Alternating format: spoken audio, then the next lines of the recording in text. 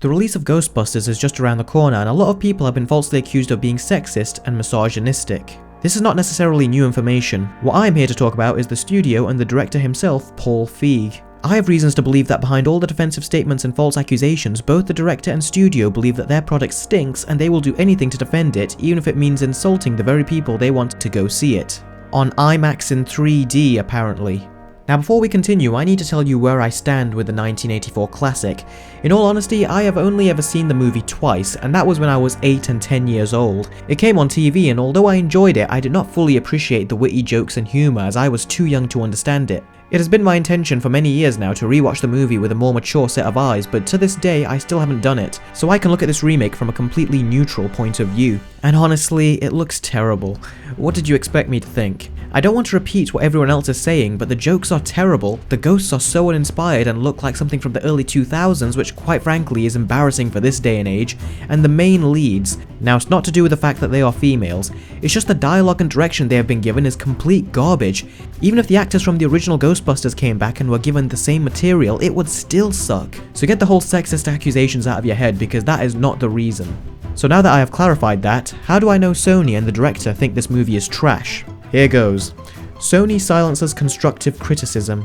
First off, the Ghostbusters trailer on YouTube, Sony filtered through the comments and deleted the ones that contained constructive criticism and left only the sexist comments behind. This move immediately shows they knew people were giving legitimate strong reasons as to why this movie looks terrible and that they were speaking the truth. So Sony decided to hide the truth by deleting the comments. Sony had the original cast appear alongside the new cast. Okay, now this move is clearly desperate. As you all know, the female Ghostbusters is one of many remakes, and never before have we ever seen the original cast of a movie attend an interview for a remake. The female Ghostbusters marks the first, and that is a desperate move that was organised by Sony.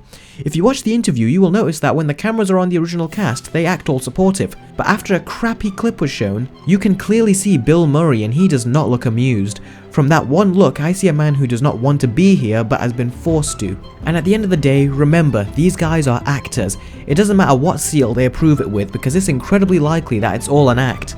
It's hardly a test of their acting chops to appear amused. Now it's time to move on to Paul Feig. Now he in particular has shown his disappointment in this movie in the way he talks about the fanbase in general. He generalized, saying that the feedback he received is some of the most vile misogynistic shit he's ever seen in his life. First off, if this is how he views fans of a property, then he should not even be involved with a popular franchise like this. Say what you will about Star Wars The Force Awakens, even if you didn't like it, one thing you have got to admit is that it was masterfully crafted. Not only did it honour the original movies, but it even brought in the original cast and developed new characters that were interesting and enjoyable to watch. So enjoyable in fact that we forgot all about the original cast, and when they eventually did come into the picture, it was like the icing on the cake. It also gave us the first leading female Jedi to be in a Star Wars movie. Without a doubt, that is a much greater status than a female Ghostbuster. Yet we didn't get all sexist about that, didn't we? Because newsflash, it was done right. The Force Awakens is a perfect example of giving the fans what they want whilst progressing the story and passing the torch. Disney and director J.J. Abrams cared about the fans, constantly reassured us that we were going to love it, and they expressed their appreciation in countless interviews, saying it's because of us fans that they are able to push themselves and make movies at a higher quality. Paul Feig, on the other hand, looks at us fans as some of the most vile misogynistic shit he's ever seen in his life. See the distinction here? He and Sony did not even attempt to reassure us and say, trust us, we know how it looks, but this is going to be great. No. Instead, unlike Disney, they knew they had a shit product on their hands and they hoped no one would notice. Once we called them on it, they decided to insult us and call us misogynistic and sexist.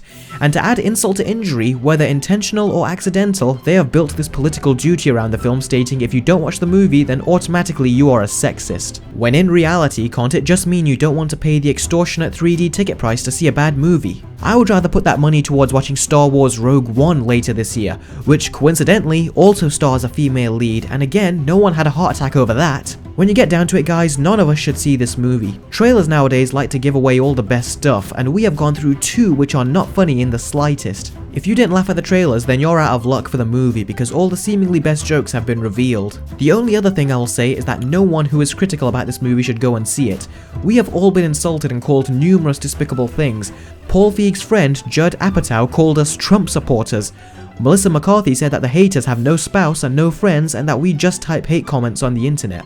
It's blatantly obvious that Paul Feig and Sony know this project is bad, and it's blatantly apparent with the rapidly disgusting way they have been responding to fans, particularly the ones that have been giving constructive criticism. After all of this, they have a nerve to ask us to pay money to see this insulting, despicable piece of trash in IMAX 3D. Like that's ever gonna happen.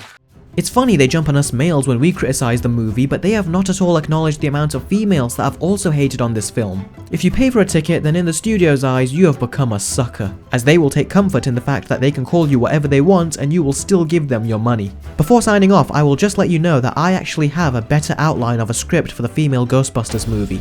If you want to know what that is, click the subscribe button and you will be the first to see what the story should have been, and until then, I will also post little pieces on Twitter. All the links you will need are in the description below. Thank you very much for watching, and don't watch Ghostbusters.